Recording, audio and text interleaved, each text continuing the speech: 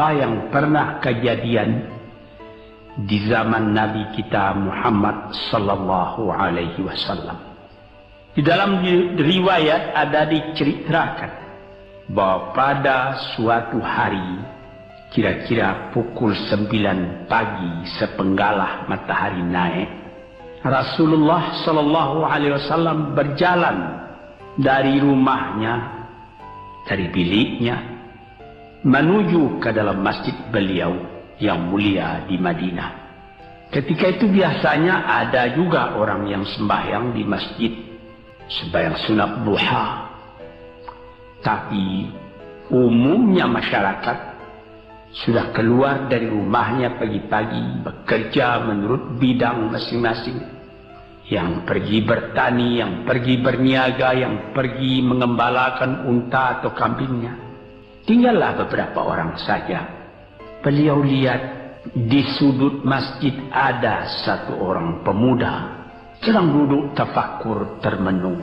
Mukanya kelihatan muram saja, menunjukkan kesedihan yang terpendam di dalam hatinya. Rasulullah mendekat kepada pemuda yang tafakur itu. Setelah dilihatnya Rasulullah datang, dia pun menengadahkan muka. Rasulullah pun bertanya, "Mengapa di saat begini engkau duduk tafakur dalam masjid dan wajahmu kelihatan ada menampakkan kesedihan atau muram durja? Apakah yang engkau derita sekarang ini?" Jadi pemuda tadi menjawab, "Hazanun lazimatni ya Rasulullah wa duyunun." Artinya, aku ditimpa duka cita ya Rasulullah karena utang. Rupanya orang ini berutang. Utang telah lama, janji sudah dekat, persediaan buat membayar belum ada. Itu yang saya menungkan di sini ya Rasulullah. Dengan senyum Rasulullah menjawab, "Sudikah engkau kalau aku ajarkan kepadamu suatu bacaan? Apabila bacaan ini, yaitu berupa doa, engkau baca pagi-pagi dan nanti petang-petang pun engkau baca pula dengan hati khusyuk, insyaallah hutangmu itu akan terbayar." Tentu pemuda tadi dengan besar hati menjawab, "Tentu ya Rasulullah. Aku senang sekali kalau dapat engkau ajarkan kepadaku apakah doa itu." Lalu Rasulullah membacakan, mengajarkan kepada pemuda itu doa ini. Inilah yang akan saya bacakan pula, mudah-mudahan kita semuanya dapat pula mengambil bacaan ini menjadi bacaan kita. Kita baca pagi, kita baca petang. Apa bunyinya? Allahumma inni a'udzubika minal hammi wal hazani wa a'udzubika minal ajzi wal kasli wa a'udzubika minal bukhli wal jubni wa a'udzubika min ghalabatid daini wa qahrir rijal. Sebelum kita uraikan atau kita tafsirkan artinya satu demi satu, baik kita artikan secara keseluruhan lebih dulu. Artinya ialah, ya Tuhanku, aku berlindung kepada Engkau daripada ini.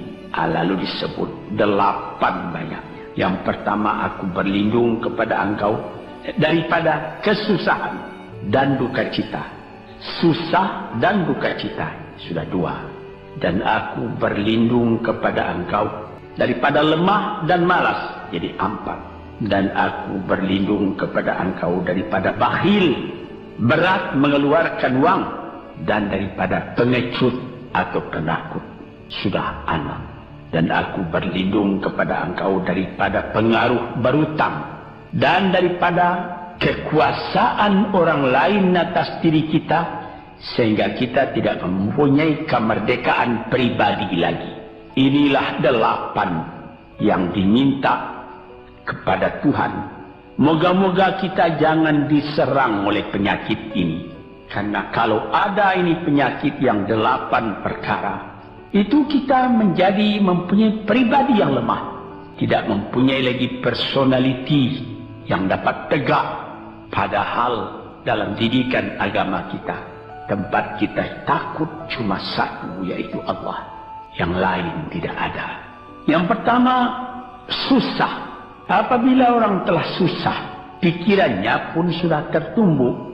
Jalan untuk maju tidak ada lagi. Padahal dalam kehidupan itu, manusia tidak akan berjalan di atas jalan yang datar saja, yang bertaburkan kembang. Kehidupan itu mendaki, menurun, melereng, berenang, melalui ombak dan gelombang. Itu pasti dalam hidup. Apa yang disusahkan? Kusut. Tak ada kusut yang tidak selesai. Keruh. Tak ada keruh yang tidak jernih. Apabila pikiran kita telah susah, maka gelaplah jalan yang kita tumpuh ke muka dalam kehidupan tadi. Yang kedua, kita disuruh berlindung kepada Allah daripada duka cita. Yang menyebabkan orang duka cita itu memang banyak. Misalnya, kehilangan barang yang disukai, kematian orang yang disenangi, bahaya yang datang dengan tiba-tiba. Orang yang ditunggu sudah lama tidak datang, barang yang dicari tak bertemu, dan lain-lain sebagainya. Lalu tumbuh hazan, duka cita. Kalau kesusahan menjadikan soal yang kita hadapi jadi kusut, kedukaan menyebabkan jalan yang kita tempuh jadi gelap. Nah, ini dua hal yang bisa menghambat, menjadi rintangan bagi manusia di dalam kehidupannya. Lalu yang ketiga, aku berlindung kepada Engkau ya Allah minal ajaz. Lemah. Lemah apa? Lemah pikiran. Tidak ada energi lagi. Tidak ada inisiatif lagi. Menyerah saja. Lemah. Belum dihadapi suatu soal, hati lebih dulu sudah lemah. Merasa itu soal terlalu besar. Padahal kalau dihadapi, tidak ada kusut yang tidak terselesaikan. Tidak ada keruh yang tidak terjadikan. Yang lebih berbahaya lagi. Yang keempat, apa? Malas. Kalau sudah malas, apa yang akan dikerjakan lagi? Kita duduk saja termenung-menung dalam kemalasan. Lalu angan-angan banyak, cita-cita mati. Angan-angan hendak terbang, padahal sayap tidak ada. Angan-angan hendak mempunyai ini, hendak mempunyai itu, hendak mempunyai Mercedes-Benz, hendak mempunyai rumah besar, tapi ikhtiar tidak ada. Sebab itu ada pepatah dari orang tua-tua kita di zaman dulu. Dikatakannya, mati Belanda karena pangkat, katanya. Mati Cina karena kaya, katanya. Mati Keling karena makanan, katanya. Mati Melayu atau Indonesia karena angan-angan. Ini dia. Angan-angan karena malas saja, berangan-angan. Tapi malas. Jadi tidak jadi. Dan itu membentuk juga kepada diri kita. Orang pemalas itu jalannya lunglai saja. Matanya muram saja. Tak jauh dia memandang. Ini penyakit. Itu 4 penyakit. Lantas dikatakannya lagi yang nomor 5 dan nomor 6. Wa a'udzubika minal bukhli wal jubni. Dan aku berlindung kepada Engkau daripada bakhil dan pengecut. Ini lebih berbahaya lagi. Dikumpul-kumpulnya harta banyak-banyak. Maksudnya tadi hendak menguasai harta itu. Lama-lama dengan tidak disadarinya, harta itulah yang menguasai dia. Dia menjadi bakhil. Siang malam tidak ada kesenangan, cuma sibuk cari uang. Kemudian simpan banyak-banyak. Gunanya ya cuma mengumpul itu saja.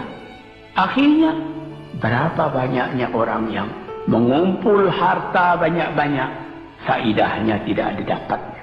Seingat cerita dahulu 40 tahun yang lalu ketika saya masih tinggal di kota Medan, ada satu orang kaya mengumpul harta.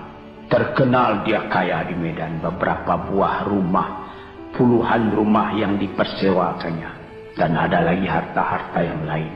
Dia berjalan di jalan raya kota Medan itu dengan jalan kaki pakai payung satu. Padahal orang sudah mulai membeli mobil, entah Cadillac lah, entah Chevrolet lah, model-model yang terkenal sebelum perang. Anaknya mengambil faidah dari kekayaan ayahnya. Dia beli mobil dengan uang ayahnya. Lalu orang bertanya, "Tuan, anak Tuan sudah naik mobil, Tuan masih jalan kaki." Apa jawab si bakhil tadi? "Saya anak orang miskin, anak saya anak orang kaya," katanya. Nah, inilah orang yang bukan lagi mencari harta buat menguasai harta itu, tetapi dia mencari harta buat dikuasai oleh harta itu. Yang nomor 6 lebih jahat lagi. Apa? Jubun, pengecut. Pengecut ini menjadikan separuh dari kehidupan manusia menjadi gagal. Ada pepatah orang, kalau engkau berniaga atau berusaha, meskipun modalmu tadinya tidak ada, asal engkau berani, itulah modal utama. Sesuai dengan pepatah Melayu atau pepatah Indonesia lama, ia katakan, putuslah tali layang-layang, robek kertas tentang bingkai. Hidup jangan mengepalang, tidak kaya berani pakai. Hidup jangan mengepalang, tanggung-tanggung jangan. Tidak kaya berani pakai. Keberanian itu adalah modal. Sebab itu kalau orang rugi berniaga, itu belum rugi. Yang penting berani. Karena adat perniagaan itu tidak saja beruntung, rugi juga kadang-kadang. Tapi kalau keberanian yang hilang, separuh daripada kekayaan tadi sudah habis. Walaupun masih banyak ada, tapi keberanian tidak ada, separuh sudah habis. Akhirnya, walaupun kekayaan besar, tapi kepercayaan hilang, itu namanya habis, tidak ada lagi.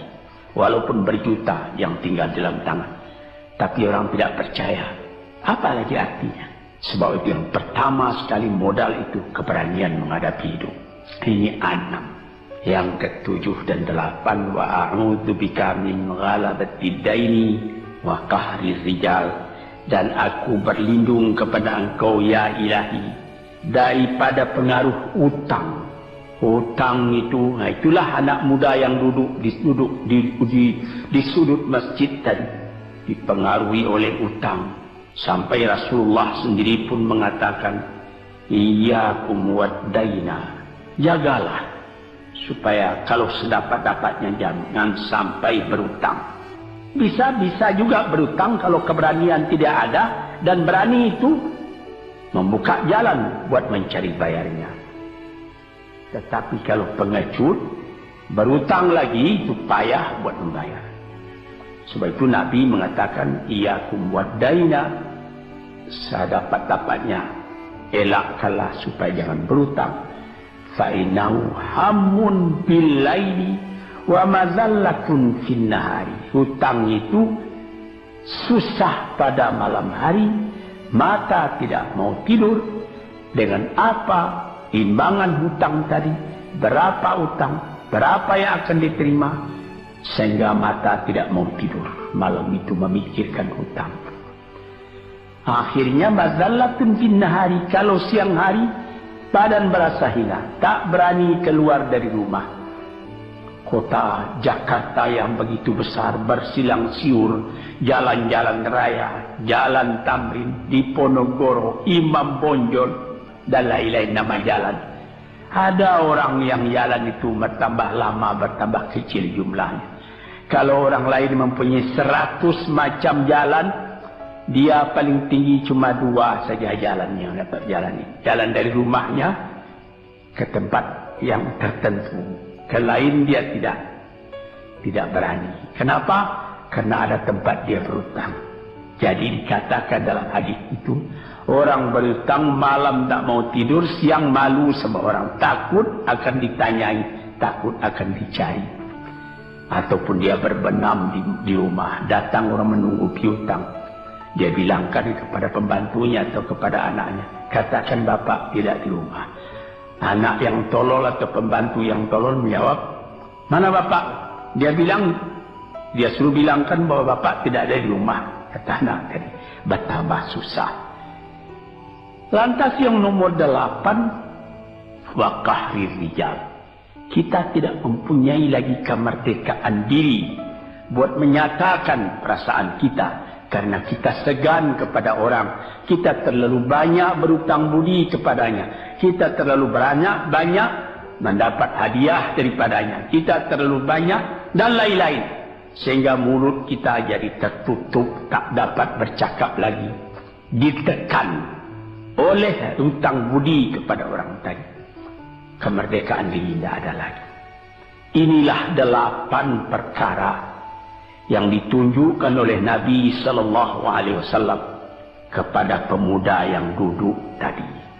Dapatlah kita mengambil pedoman dalam kehidupan kita sendiri, bahwa yang amat penting lebih dahulu ialah kemerdekaan jiwa. Kalau sekiranya di dalam negara yang telah merdeka kita sama sekali menyorakkan, meliuk lambaikan kemerdekaan di mana saja kita pergi, tapi banyak orang yang lupa negaranya telah merdeka, dirinya sendiri telah menjadi terjajah.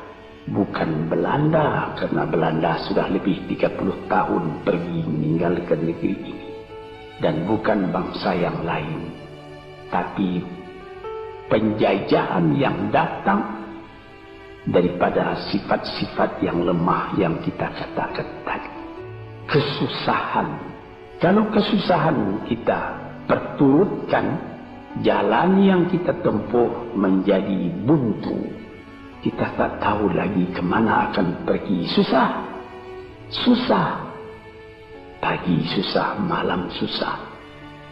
Sehingga kusut benang itu tak tahu lagi jalan keluar. Padahal pangkal dari kesusahan itu bukan dari luar, tapi dalam jiwa kita sendiri, dalam dada kita sendiri. Yang kedua, dikatakan duka cita. Saya teringat kepada satu pantun Melayu atau pantun Indonesia. Dikatakannya, kalau berhidup jangan bermenung, kalau bermenung riak pun tiba. Kalau duduk jangan termenung, kalau termenung hati pun iba. Kalau hati sudah iba, jalan tertumbuk. Sampai ada juga pepatah nenek moyang kita, hati yang marah mendorongkan, hati yang iba menjauhkan. Sebab itu haruslah kita bersedia membesarkan jiwa kita sendiri. Marfu'ar ras, maufurul kiramah, kepala terangkat, harga diri dijaga. Itu.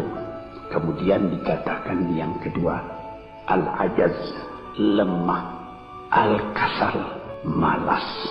Kelemahan ini juga ada yang karena penyakit. Kenapa lemah saja? Kenapa tiap-tiap pekerjaan yang dihadapi pesimis yang timbul sehingga timbul malas? Kalau perlu, kita pergi kepada dokter, terutama psikiater. Kita tanyai, di mana segi kelemahan ini?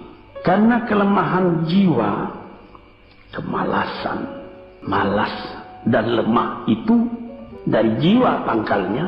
Ahli-ahli ilmu kesehatan yang telah mendalam mengetahui hubungan antara rohani dengan jasmani kita, sehingga timbul ilmu yang dinamai psikosomatik atau psikoterapi, menganalisa jiwa dari mana seginya, maka timbul lemah, maka timbul malas.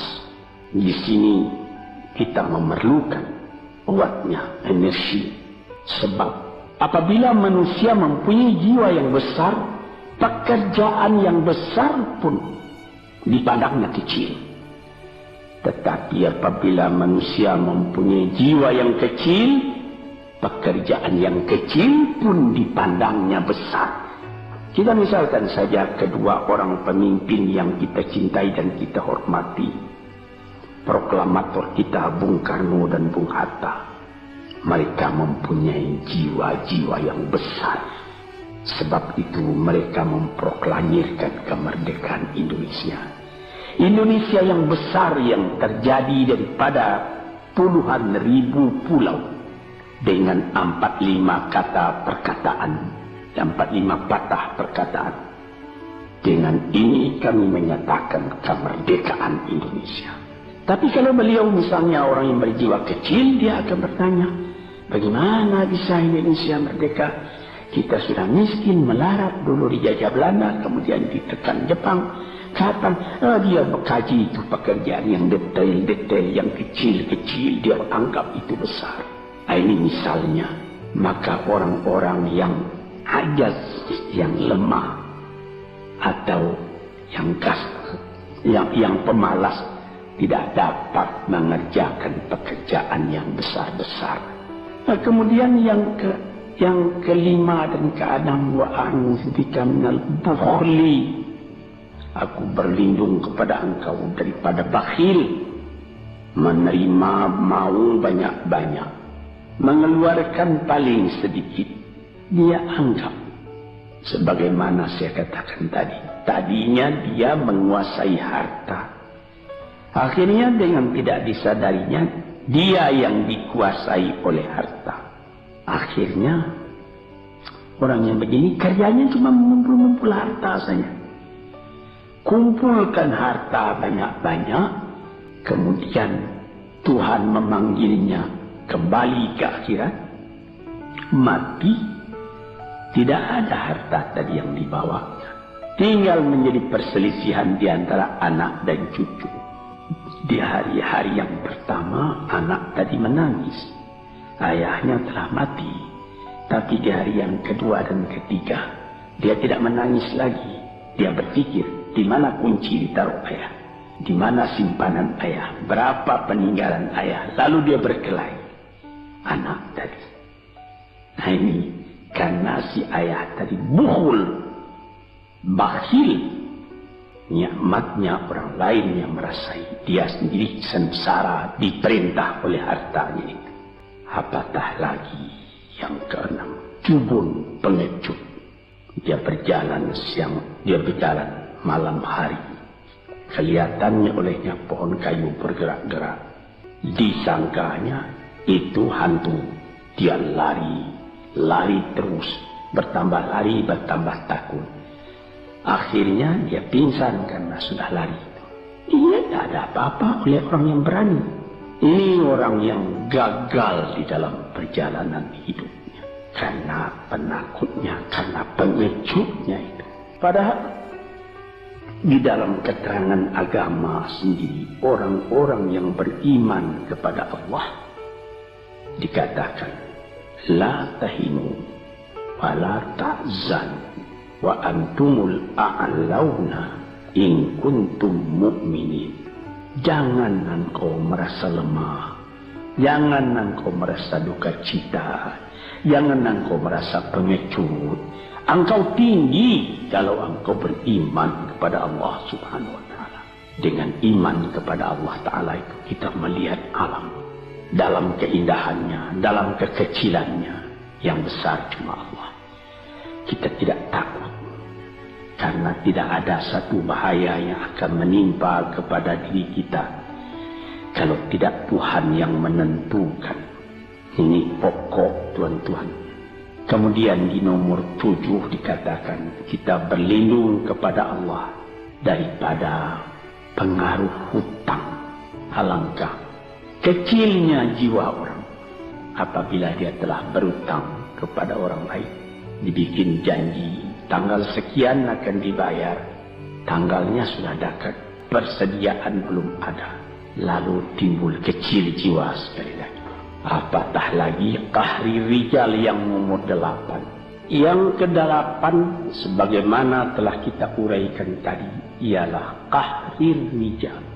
Pengaruh orang lain kepada diri kita sendiri. Sehingga kita tidak berani lagi menyebut kebenaran. Tidak berani lagi mengatakan yang hak. Lidah telah tertutup. Mulut telah penuh dengan air sehingga tidak dapat dibuka lagi. Segan. Kita sudah terlalu banyak berutang budi kepada orang. Walaupun sudah jelas perbuatan orang itu salah misalnya, kita tidak berani lagi menegur. Dengan demikian timbullah di dalam masyarakat apa yang disebut dalam bahasa Arab munafik, yaitu lain di mulut, lain di hati. Hati mengatakan perbuatan orang ini salah, tapi mulut mengatakan, bagaimana pikiran saya, bagaimana pendapat Tuhan sekarang tentang perbuatan saya ini. Baik Bapak, ini bagus Bapak, itu sudah betul Bapak. Padahal tidak. Ini kecelakaan yang nomor 8. Kita minta kepada Allah supaya kita dilepaskan dari pengaruh-pengaruh orang, pengaruh manusia, sehingga kita tidak berani lagi menyebut apa yang benar itu. Padahal di dalam hadis dikatakan qulil haqq walau kana murran. Katakan yang benar itu walaupun pahit sekalipun. Ini murah menyebutnya, tetapi kalau jiwa sudah tertekan, tidak berani menyebutnya lagi. Itulah 8 perkara diperingatkan, dituliskan, diajarkan, disuruh hafal oleh Nabi kepada pemuda yang beliau dapati termenung duduk seorang diri tadi. Dengan patuh dia turuti kehendak Nabi, dia baca itu tiap pagi, dia baca itu tiap sore, dia pahamkan apa isinya. Lalu timbul energi baru dalam dirinya, semangat yang baru. Langit pun kelihatan cerah, bintang pun kelihatan berkelap-kelip, matahari pun kelihatan bercahaya.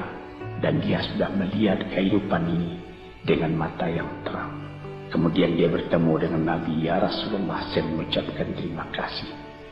Penyakit-penyakit tak ada pada saya lagi. Utang saya sudah terbayar. Dan saya akan memulai hidup yang baru. Inilah jawab dari pemuda tadi. Dan inilah jadi pedoman pula bagi kita kaum muslimin.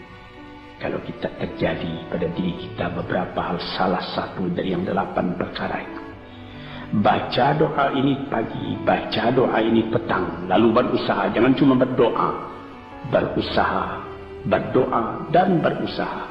Allah akan membukakan kepada kita pintu rahmatnya, memberikan nikmatnya yang berlipat ganda, sehingga segala sesuatu yang di kiri kanan kita menjadi kekayaan, menjadi inspirasi buat maju ke depan di dalam kehidupan ini.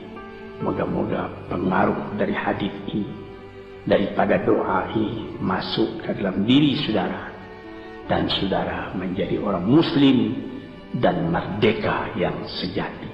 Sekianlah pandangan saya. Moga-moga ada manfaatnya bagi para pendengar yang tercinta. Assalamualaikum warahmatullahi wabarakatuh.